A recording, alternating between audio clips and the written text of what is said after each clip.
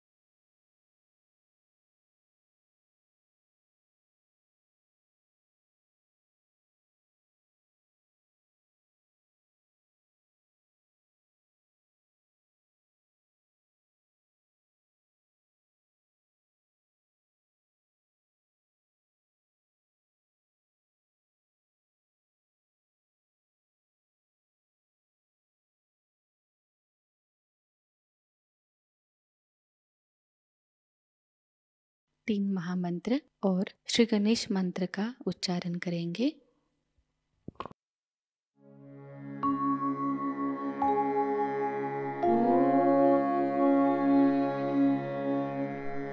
त्वमेव साक्षात्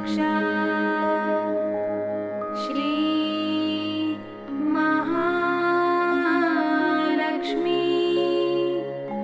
महासरस्वती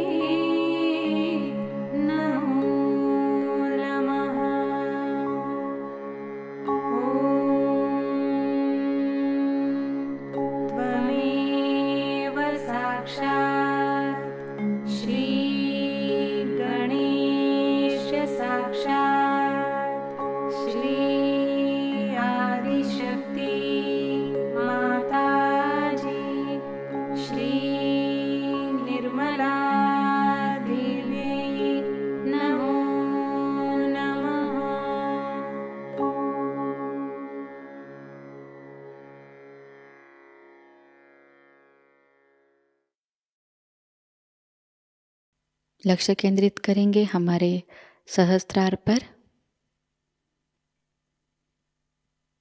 श्री माता जी, कृपावंत होकर हमें निर्विचार अवस्था प्रदान कीजिए।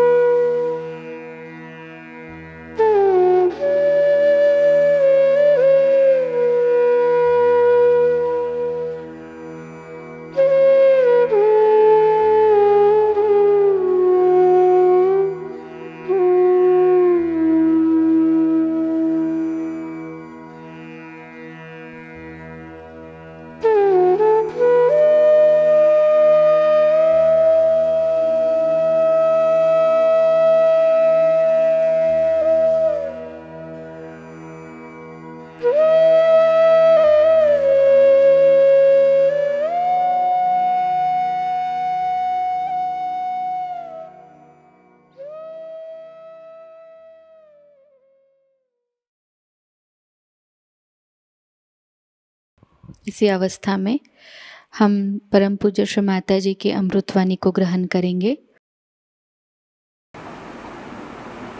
सर्व सहयोगी मंडळींना, संतांना माझा नमस्कार।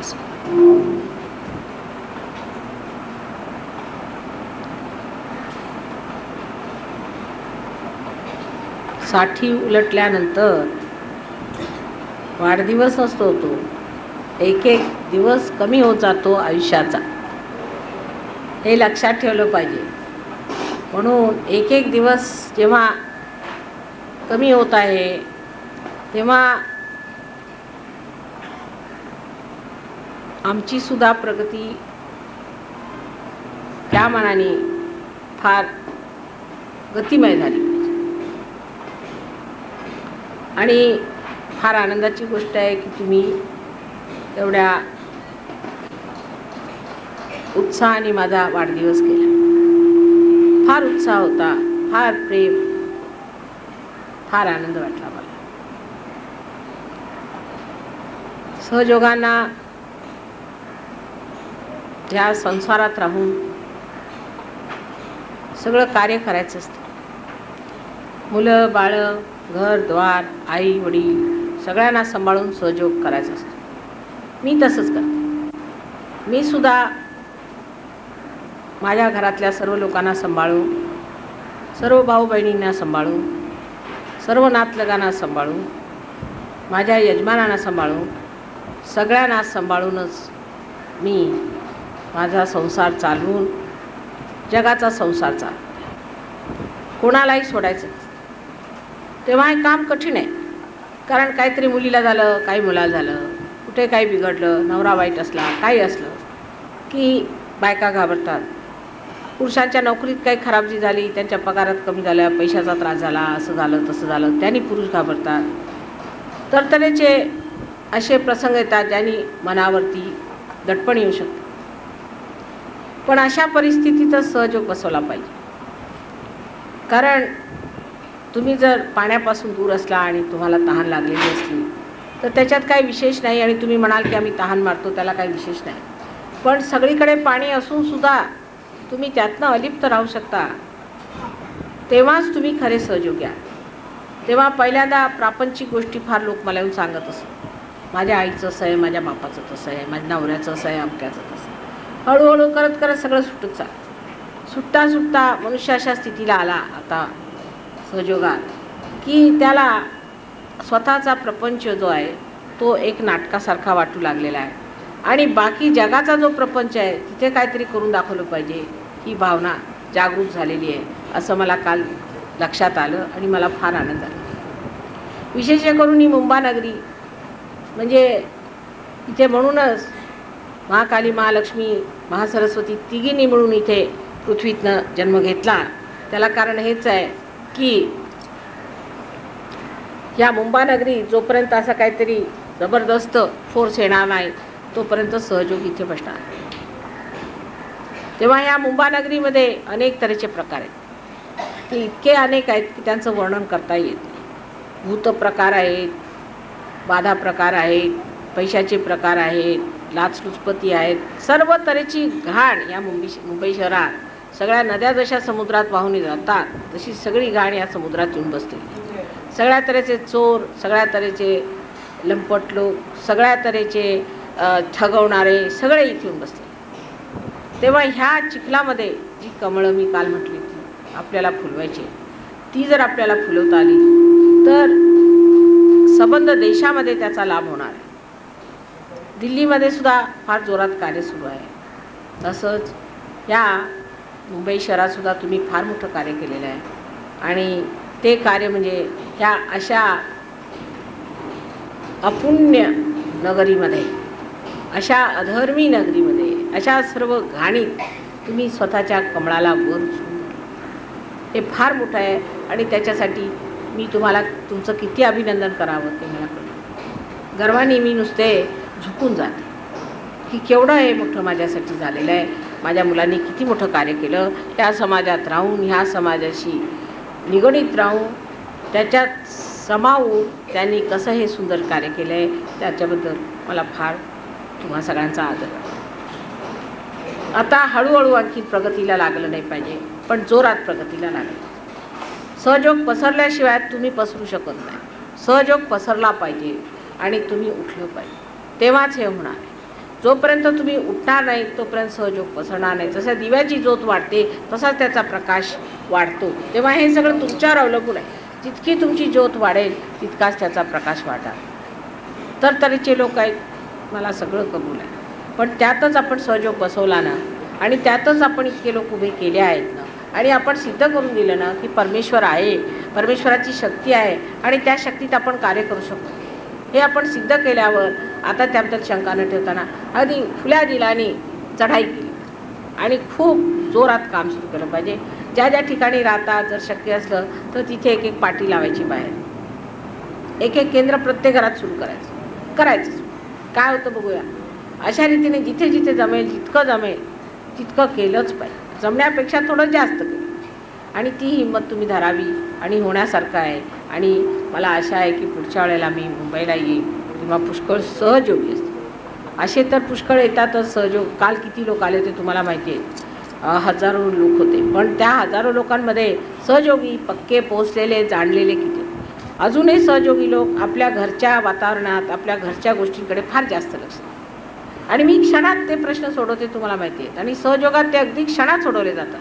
पण तुम्ही या लहान लहान गोष्टीसाठी बसून उगीच आपलं डोकं फोड करता आणि स्वतःचा नाश करून घेता. दुसरी गोष्ट आहे, आपापसामध्ये वैमनस्य जे पूर्वी होतं किंवा पूर्वी काळापासून चालत आलेले ते सोडून आता आपण सगळे सहयोगी झालो.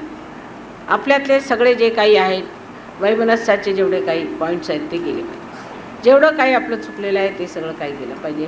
आपल्यामध्ये जे काही आपापसामध्ये मनामध्ये वाईट आलेलं आहे ते सगळं गेलं पाहिजे. कारण आता आपण स्वच्छ झालो, आता आपण आरशासारखे झालो, तेव्हा आता आपल्यामध्ये काही घाण राहू शकत नाही.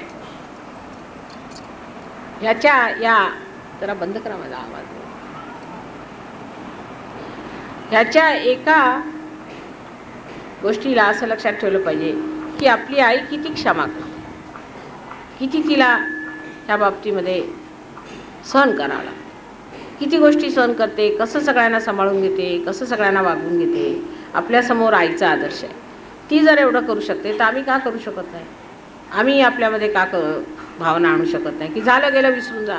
कोणी कसे असले तरी त्यांना डोक्यावर उचलून घ्यायचं, त्यांना मोठं करायचं, त्यांना बदलून टाकायचं. तुमच्यात ही किमया असल्यावरती तुम्ही मागे काय झालं, कुणी काय केलं वगैरे हा विचार करू.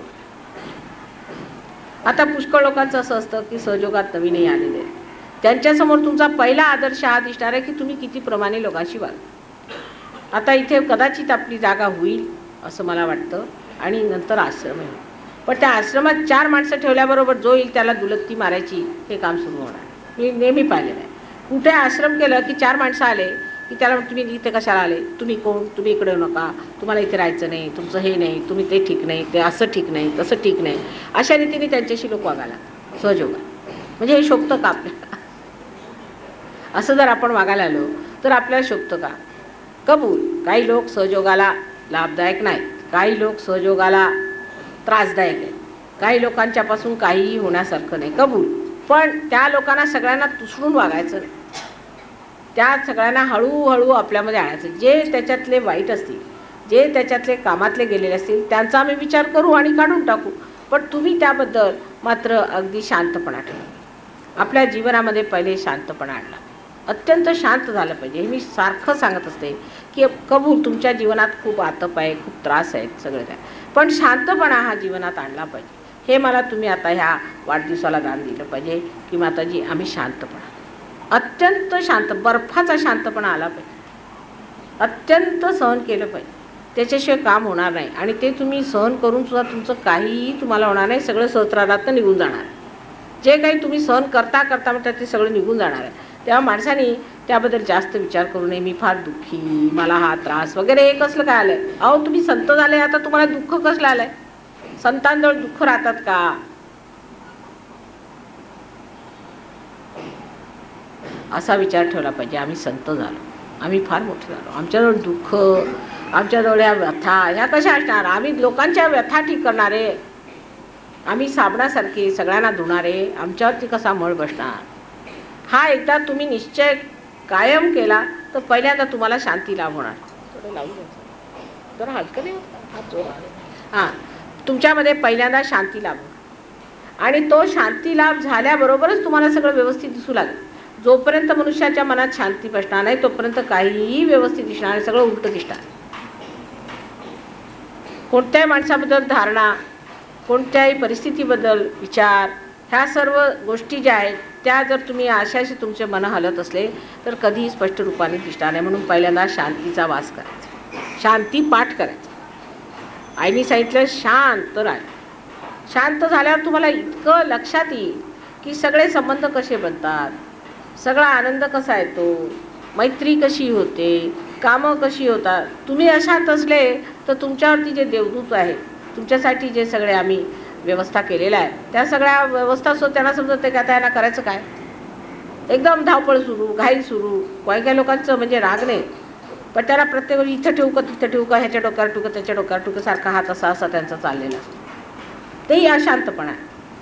काही लोक रागीट असतात, तोही अशांतपणा. तरतरीचे अशांतपणाचे प्रकार आहेत. काही काही लोक बोलत नाहीत, राग आतमध्ये घेऊन बसायचं, बोलायचं, एकदम फटक्याऱ्याने वागायचं, किंवा एखाद्याने अगदी मी फार दुःखी असं तोंड करून बसायचं. हे काही साधू संतांचं लक्षण. साधू संत देण्यासाठी होता जगात, द्यायचं असतं दुसऱ्याला. तेव्हा जे साधू संत असतात त्यांच्याकडे कुणी आला तर त्याला ओलावा मिळाला पाहिजे, प्रेम मिळालं पाहिजे, त्याला समाधान मिळालं पाहिजे, परत त्याला संरक्षण मिळालं पाहिजे. आणि सगळ्यात मुख्य म्हणजे त्याला शांत वाटलं पाहिजे की या माणसाकडे गेलो बा, किती शांत वाटलं, किती शांत मनुष्य. अहो तुम्ही किती पंडित असले, तुम्ही ऐकलंय का कुठे वेदाचारी अमुक तमुक असले त्याच्या पायावर कुणी जातं का? एखादा फकीर जरी फटिंगण कुठं आला आणि एक रस्त्यावर एक साधू जर मनुष्य येऊन उभा झाला, जो साधू आहे त्याच्या सगळे पायावर जातात की नाही? तुम्ही किती सहयोगामध्ये विद्वान असला तरी तुमच्या विद्वत्तेचा उपयोग काय जर तुमच्यात शांतपणा नसला? चित्तात ज्याच्या शांतपणा नाही आहे त्या माणसाला कोण साधू म्हणणार? ही लक्षात गोष्ट ठेवली पाहिजे. पहिली गोष्ट मनुष्याच्या तब्येतीत, वागण्यात भारदस्तपणा आणि शांतपणा, थिल्लरपणा. प्रत्येक वेळा खिदळ खिदळ हसायचं हे फार कॉमन असतं सहयोगाचं, कारण आतून आनंद होतो, पण खिदळायचं हे बरोबर. एक भारदस्तपणाने मनुष्याने राहायला पाहिजे, भारदस्त राहणी वागण्यात सगळीकडे भारदस्तपणा. आणि दुसरं म्हणजे असं की आपल्यामध्ये जर काही निगेटिव्ह असलं तर त्याचे परिणाम दिसतात माणसाला. एखादा जर मनुष्य निगेटिव्ह असला त्याच्यातून सारख्या चुका होते, ह्याची मिस्टेक त्याची मिस्टेक, काही नाही काहीतरी मिस्टेक्स होत राहणार. मग असं कसं झालं माताजी, माझ्यातून असं कसं चुकलं, माझ्या कसं चुकलं? काहीतरी त्याच्यात खोड असल्याशिवाय कसं होणार? मग कोणची खोड आहे? मग माझ्यात काहीतरी निगेटिव्हिटी आहे. मग माझ्यात निगेटिव्हिटी आहे ना, मग मी ती काढून टाकते. पण माताजीनं आज येऊन असं नाही म्हणायचं माताजी मी काय करू, मी सगळं करते तरी होत नाही. सगळं करते पण मनापासून करत नाही. मनापासून जी गोष्ट होत नाही त्या गोष्टीचा परिणाम तुमच्यावर येत नाही. पुष्कळ पुरुषांना मी पाहिलं, आम्ही एवढी मेहनत करतो माताजी पण निगेटिव्हिटी काही जातच नाही. अशी कशी जाणार नाही? तुम्ही निगेटिव्हिटी नाहीच आहात, कशी जाणार नाही? सगळं निघून जाऊ शकतं, फक्त प्रयत्न हा केला.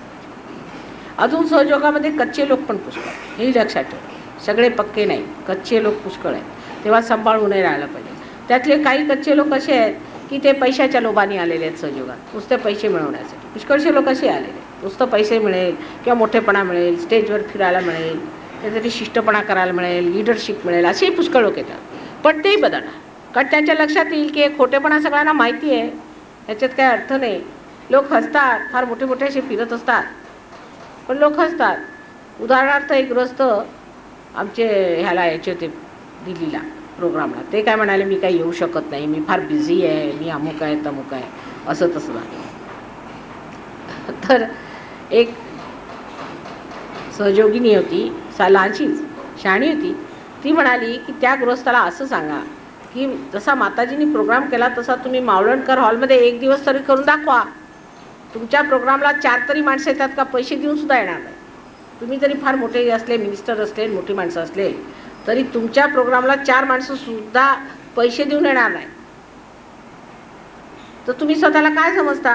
तुमचा कोणावर काही अधिकार आहे का? कुणाबद्दल तुम्हाला प्रेम आहे का? कोणी तुम्हाला खरं हृदयापासून मानतं का? कोणी येणार नाही. आज तुम्ही मिनिस्टर म्हणून होतील उगीच तोंड पूजेला, पण खरोखर पाहिलं तर तुम्ही मावळणकर हॉलमध्ये म्हणे आज प्रोग्राम करून बघा, या माणसाला 4 माणसं सुद्धा भेटायची नाहीत. ॲडव्हर्टाईज करू द्या, लाखो रुपये खर्च करू द्या, 4 माणसं जरी प्रोग्रामाला आले तरी नशीब समजायचं. म्हणजे शेवटी अशी जी माणसं पुढारी पण घेतात, मोठं पण घेतात, स्वतःला मोठे समजतात, काहीतरी असतं स्वतःचा शिष्टपणा दाखवायचा वगैरे, ह्या लोकांना नंतर पाडावं लागतं. आश्रमात सुद्धा असं होतं नेहमी. आश्रमात एखादा मनुष्य असला की स्वतःला शिष्ट समजतो, मी म्हणजे काहीतरी विशेष, मग तो शिष्टासारखा वागू लागतो. आणि शिष्ट मनुष्य जो असतो तो महामूर्ख आहे. सगळे हसतात, हो चढलं वाटते हरभऱ्याच्या झाडावर, कळतं ना, मराठी भाषेत सगळे शब्द आहेत. हरभऱ्याच्या झाडावर चढले, आता व्हाईसराय फळ्यावर बसले, म्हणजे कळायचं काय डोक्यांचं करावं असं. बरं कळलं. तुम्ही ना हे असेच. तर एकंदरीत सगळ्यांची परिस्थिती सगळ्यांना माहीत असते आणि कुणालाही अशा माणसाविषयी आदर वाटत नाही. खोटा आव आणून खोटी गोष्ट करू, खोटे नसते स्वतःचं महात्म्य करू, कोणालाही कुणाविषयी आदर वाटत नाही. कारण प्रत्येक मनुष्य फार हुशार मनुष्य. थोडे दिवस होईल, थोडे दिवस तुम्ही चकवाल, उद्या जोडे घालतील, थुंकतील त्याच्यात, ती निघाल. माहिती आहे तुमचं.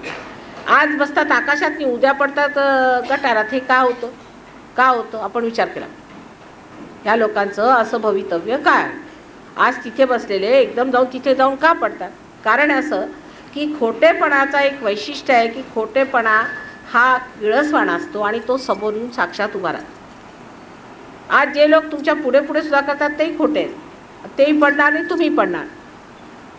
तेव्हा आपल्यामध्ये ही कुंडलिनी जागृत झाल्यावर ज्याला आपण म्हणू की चंडी जागृत झाली या देशात, चंडी जागृत झाली म्हणजे काय झालं. कुंडलिनी जागृत झाली म्हणजे खोटेपणा म्हणजे आपण सडेतोडपणा ठेवायचा त्याला, सडेतोडपणा. कुणी जर खोटेपणा केला तर तो मनुष्य हमखास पडतो. त्याबद्दल आपण काळजी करायला नको. तो सगळ्यांच्या समोर दिसेल की हे असे खोटे आहेत, त्यांच्यात हे दोष आहे, ते समोर येऊन उभं आहे. ह्या सहयोगाचा विशेष प्रकाश देण्याचा एक भाग झाला. तेव्हा जी नवीन मंडळी आलेली आहे तुम्हाला वाटतील हे खोटे आहेत, हे लप्पाछप्पी करतात, पैशाला आले, अमुक झालं तमुक झालं, काही असतं, तुम्ही त्याची काळजी करायची. त्यांची विचार आम्ही करणार, त्यांची व्यवस्था आम्ही करणार. तुम्ही स्वतःची व्यवस्था मात्र भारदस्त राजासारखी ठेवायची. कुणी कसाही असला, कसाही वागला तरी तसंच. असं जर तुमचं वागणं असलं तर कोणीही तुम्हाला हात लावू शकतो. पण लहान लहान गोष्टीत लोक भांडणं करतात, लहान लहान गोष्टीमध्ये. आता मराठीत नाही बोल्या, मग हिंदीत कशाला बोल्या माताजी, तुम्ही मराठीतच बोलायला पाहिजे.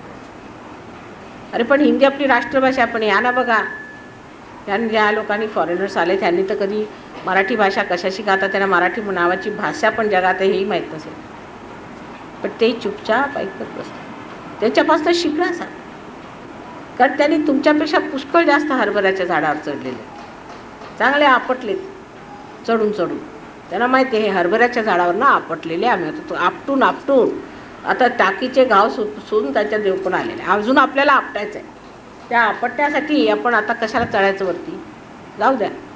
काय घोड्यावर बसायला नको. कागदी घोड्यावर बसून जी स्थिती होते ती स्थिती स्वतःची कशाला करून घ्यायची, सगळ्यांच्या समोर फटफजिती करून घ्यायची, सगळ्यांची फटफजिती होते. तेव्हा एक शहाणपणा धरून कोणताही खोटेपणाचा मोठेपणाचा आवाहनाचा नाही. सहयोगात तुम्ही पैसेवाले असाल तर असाल आपल्या घरात, माताजीला खरेदी करू शकतो. तुम्ही श्रीमंत असाल तर तिथेच राहा. तुम्ही मोठे मिनिस्टर असाल तर घरात बसा.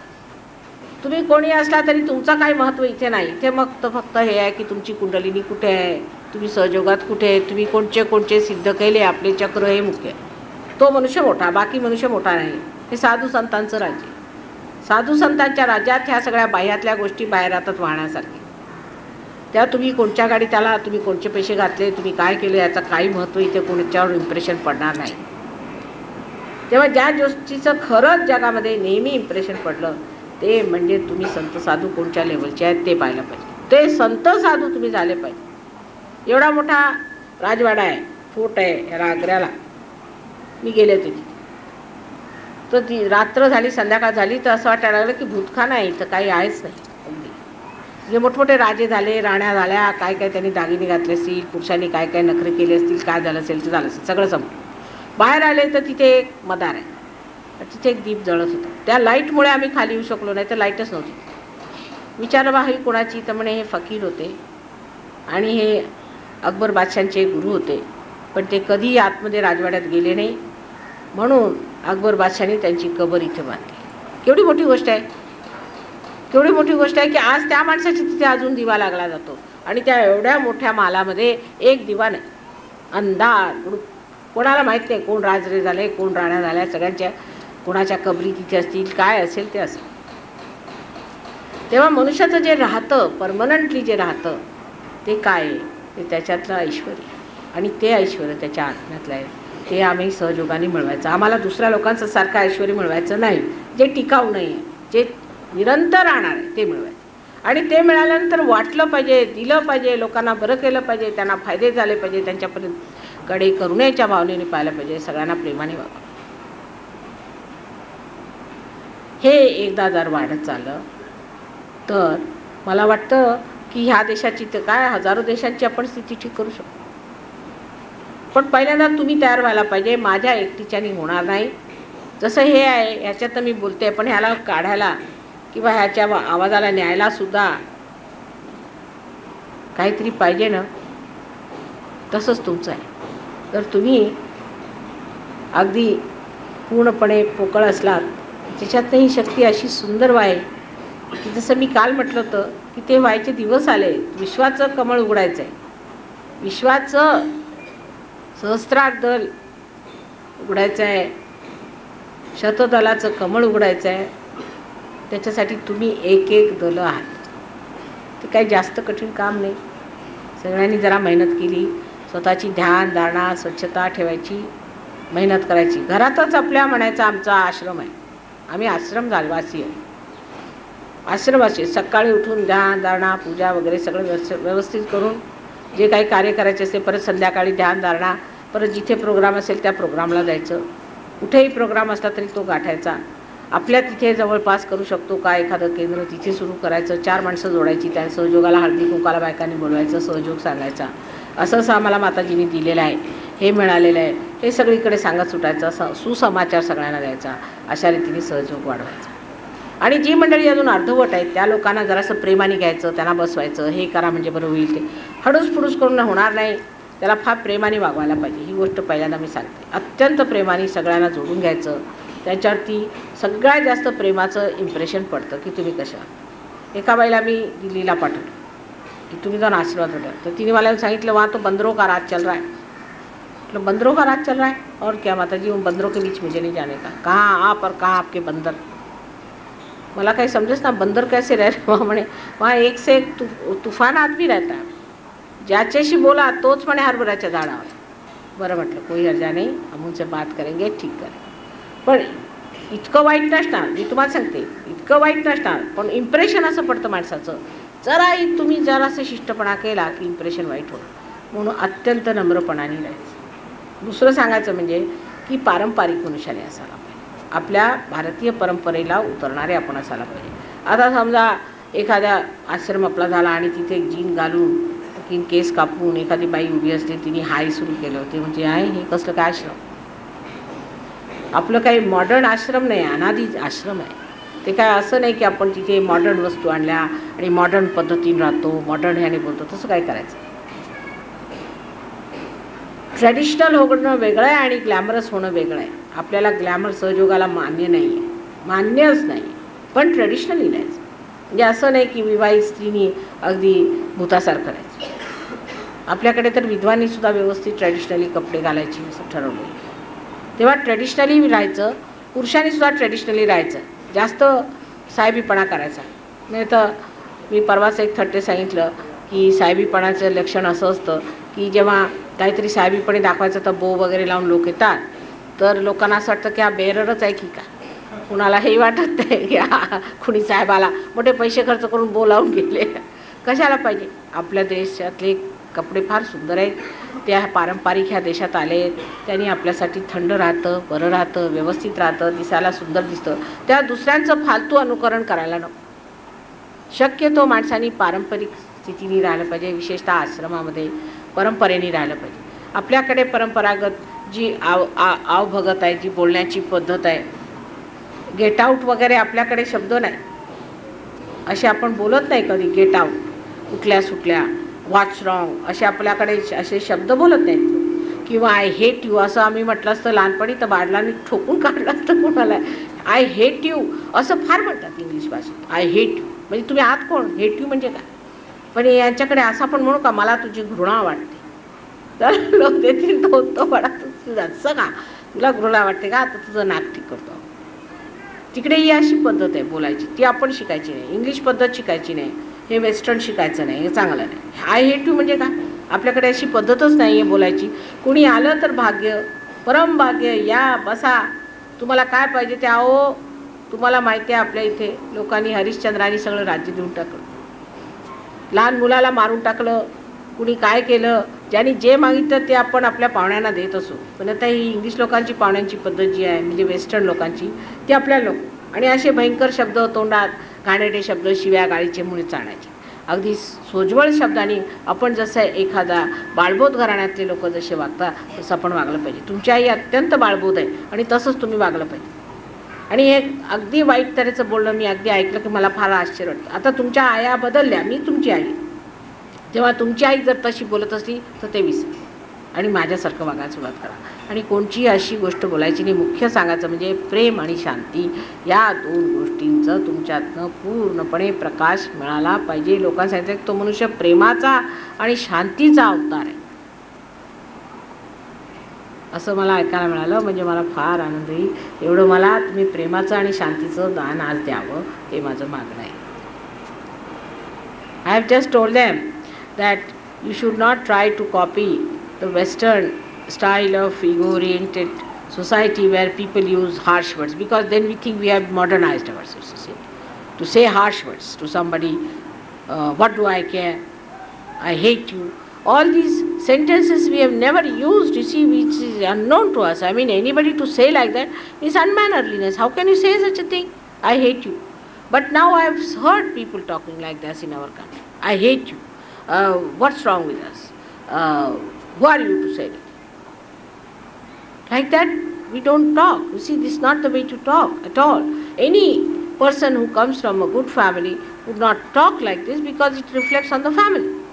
But the language is more copied here than there. I am surprised sometimes when I hear the people, they talk in the buses, in the taxis, in the things, the way they use languages. You see, something I can't understand. So I have asked them that the language should be full of love and with our own traditional style. The way, you see, we wouldn't even scold our children. If you have to scold their children, we use language which makes them over honorable, बहुमानार्थी. म्हणजे जर समजा कोणाला म्हणायचं असं, आता जसं आज आमचे दामले साहेबांनी चोळणा घातला तर बरं वाटलं, आता मला म्हटलं शिवाजी महाराजांसारखं दिसून राहिलं, तर मग म्हणायचं यावे शिवाजी महाराज, म्हणजे शिवाजी महाराज घाबरले. मग अशी आपल्याकडची पद्धत असेल. करेक्शन करायचं म्हणजे use to do it this way, पण ते the correction of the other side is not proper because that never it corrects. See, that's why you cannot control your children. All the time insulting them, insulting others, insulting methods, you see, and this emotional blackmail and all this nonsense is not at all traditional in this country. And those who try to do it will be thrown out. I can tell you, in Sahaja Yoga you cannot work. You should not have all these ideas of insulting people, of bringing them into situations when there can be insulting. This is all modern style. So we should not do like that. In Sahaja Yoga, we should behave in such a way that we should be dignified. Behaving our style is our tradition, is Sahaja Yogic tradition is this, that we talk to people in the most sophisticated manner, in the sweetest manner, in the most affectionate manner and inviting manner. And that is how we all should speak. So this is first thing I ask, that in your expression of your love, there should not be a thing that you should shout. Now I do shout at some people who have bhoots in them, but by that the bhoots run away. But if you shout, you get the bhoots. The bhoots don't run away, they get at you. So better not do it. If you have my powers, you can do that, but you don't have. If you shout at the person who has bhoots, you get the bhoots. So be careful. Don't try my tricks. You see, I am a different type of a person and I do everything so understandingly, which you do not. So when you follow me, you should follow me the way I am, on the side where I forgive, the way I am loving, I am affectionate, not where I am terrible. You shouldn't do that, because my terrible nature has got the undercurrent of my love, which you don't have, and you don't have these powers. So don't try those tricks with anybody else. You have no right to shout at anyone or to get angry, because if you shout, you get back all the puts into it. They provoke you. They provoke you that so that you get caught up into it and you get absolutely ruined the more you try to. So the best thing is to stand in the center and have affection and love, the power that I have given you, that you have. Develop that power of love. First you develop that power of love. Then you don't have to worry, you don't have to shout, you don't have to say anything. Your power will become the kruta. It will work out itself and create that beautiful atmosphere that we want to do. We don't want anybody to be ruined. But if you start shouting at people, they'll all run away. Especially in the ego-oriented society, you should not shout at all. That will not appeal to anyone. If you shout at anyone in the ego-oriented society, you will always distract them and they'll run away. So I have to tell you that you might be the highest of highest. First thing you have to give me today is that in your talk, in your behavior, in your heart, you will reside one with love. And the second thing I want to ask is that you should be peaceful people. Try to have peace with yourself. Don't fight with yourself. Now the Western people have one problem, they fight with themselves. How is it this is happening to me? I am so bad, I am no good, I have done this, I am so bad. If you go on fighting with yourself, then you will become weak. On the contrary, you must say, I am so good, what's wrong with me? I have got realization, what's wrong with me? Have that confidence in you, and then it will work out. And as a result of that only, you start shouting at others. But supposing you understand that there is nothing wrong with you, you have to be peaceful. We all have to be very peaceful people, and you have seen my peaceful nature has solved so many problems just like that. So try to achieve that peace within. That peace should not be lost at any cost, and should not be also expressed outside in a way like I sometimes, my peace itself becomes terrible. But you don't have that kind of possibility, so you just don't do it. You just don't do it. Never do it that way. Try to be extremely peaceful. Try to make your forehead relax. Many people come to me, it's like this, you see. Then I just know that there's a big bhoot on the head sitting. Then I shout at them. Keep your forehead relaxed. Relax. I'm not doing anything. Mother is doing everything. Relax. Relax. Relax. If you relax, you will find that your heart will open. My heart cannot open. Why? Why can't you open your heart? Because you have no trust in yourself. Try to trust yourself. Open your Agya, open your Ekadasha and your Sahasrara, and your heart will open. Once your Sahasrara is open, your heart will open automatically. So you will have a peaceful life. So today I am asking for two things from you. It's a funny thing that a mother has to ask for a gift. And the gift you have to give, first one, is that you should be peaceful people. You should express peacefulness through your own character, talking. But it doesn't mean that you should be people who are bleak or who are, we can say that, are morbid people or people who tolerate nonsense. No, there is a way of resistance, but a resistance of a peaceful resistance, that you are not afraid of anything, you are not frightened of anything, you are not going to bow down to anything, you are not going to compromise with anything, but you are peaceful. That sort of a temperament you must develop and also express outside is very important. And second one is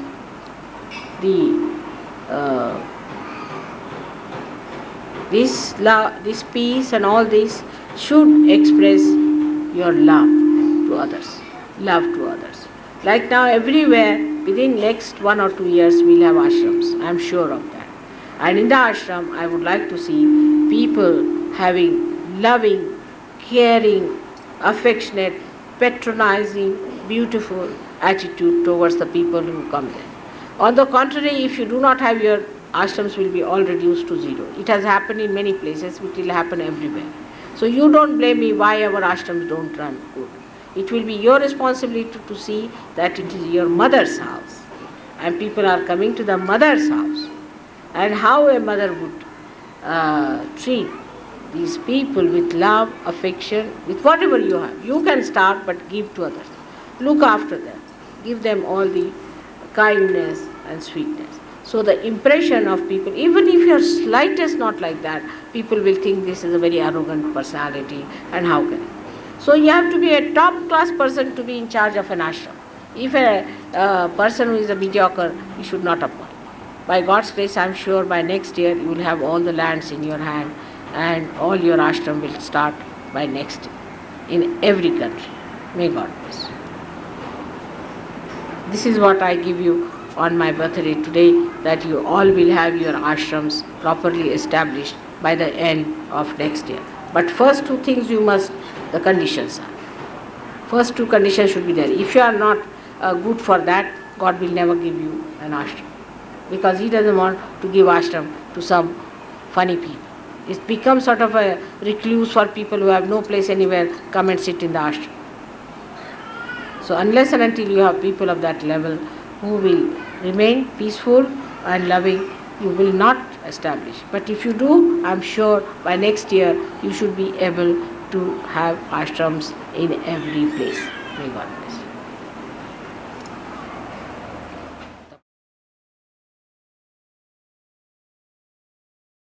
निशब्द ध्यान में बैठते हैं।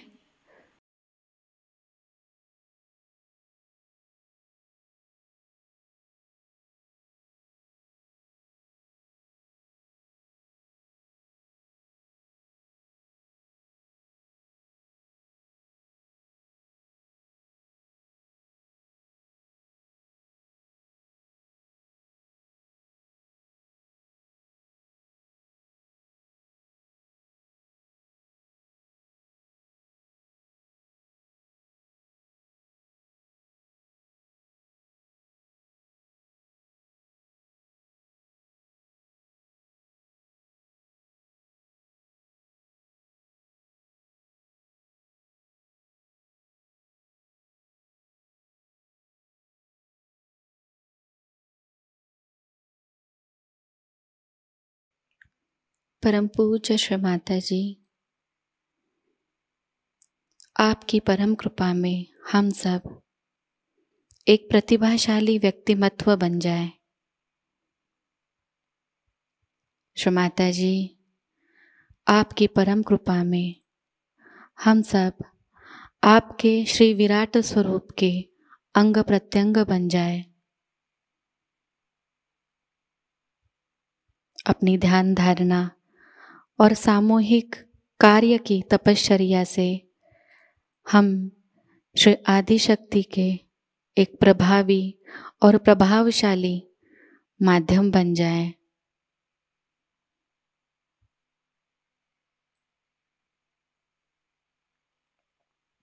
परम पूज्य श्री माता जी, आज का यह सामूहिक ध्यान हम आपके श्री चरणों पर समर्पित करते हैं। कृपावंत होकर हम सबको और इस संपूर्ण विश्व को आशीर्वादित कीजिए।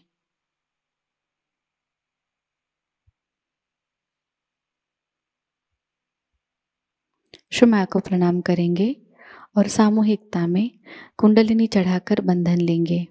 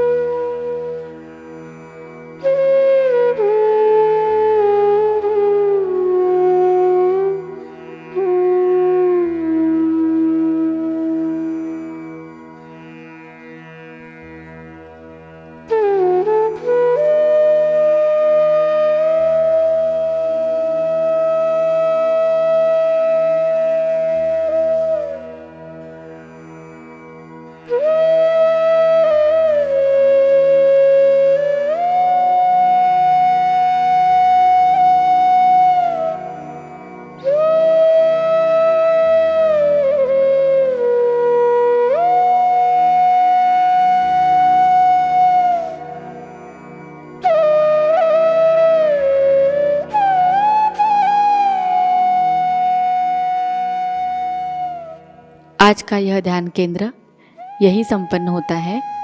जय श्री माता जी।